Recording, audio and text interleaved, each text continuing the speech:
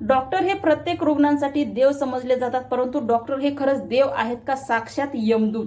महिलांनी हॉस्पिटलमध्ये जाण्यापूर्वी स्वतःची काळजी घ्यायची आहे. जर महिला कुठलीही महिला असेल, डिलिव्हरीसाठी जात असेल किंवा कुटुंब नियोजन ऑपरेशनसाठी जात असेल किंवा इतर रोगावर कुठलंही ऑपरेशन शस्त्रक्रिया करण्यासाठी जर हॉस्पिटलमध्ये जात असेल, ऑपरेशन झाल्याच्या नंतर महिलांनी स्वतःची काळजी घ्यायची आहे की आपण त्या हॉस्पिटलमध्ये ऍडमिट झाल्यानंतर पुन्हा एकदा आपल्या ऑपरेशनच्या नंतर स्वतःची सोनोग्राफी करून घ्यायची आहे की डॉक्टरच्या काही हलगर्जीपणामुळे आपल्यासोबत काही विचित्र प्रकार जर घडला तर आपला जीव जाण्याची शक्यता नाकारता येत नाही.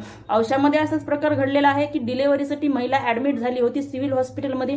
सिजर झाल्याच्या नंतर जो कपडा असतो नॅपकिन त्या महिलेच्या पोटातच राहिला गेला आणि त्यांनी टाके टाकले गेले. जवळपास 3 महिने कपडा तो महिलेच्याच पोटामध्ये होता, परंतु त्या महिलेचं नशीब चांगलं होतं की ती महिला वाचली. म्हणून महिलांना माझी विनंती आहे की आपण ज्याही हॉस्पिटलमध्ये जातो आहोत स्वतःची काळजी घ्या, स्वस्थ राहा, मस्त राहा. शस्त्रक्रिया झाल्यानंतर स्वतःची सोनोग्राफी करायला मात्र नक्की विसरू नका.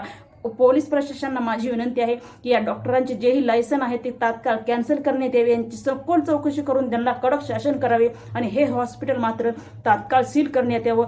एवढंच नव्हे तर महाराष्ट्रातील प्रत्येक जेही डॉक्टर आहेत त्यांचं जेही लायसन आहे, सर्टिफिकेट आहे बोगस, ते सील करायला पाहिजे. आणि अशा डॉक्टरांना खरं तर काळ्या पाण्याची सजा दिली तरी कमीच आहे, कारण यांचं धर्म आहे जीव वाचवणे, पण हे जीव वाचवत नाहीत तर हे रुग्णांचा जीव घेतात. अशा डॉक्टरांवर कडक कारवाई ही झालीच पाहिजे. महिला वर्ग सुरक्षित राहा, काळजी घ्या, सतर्क राहा.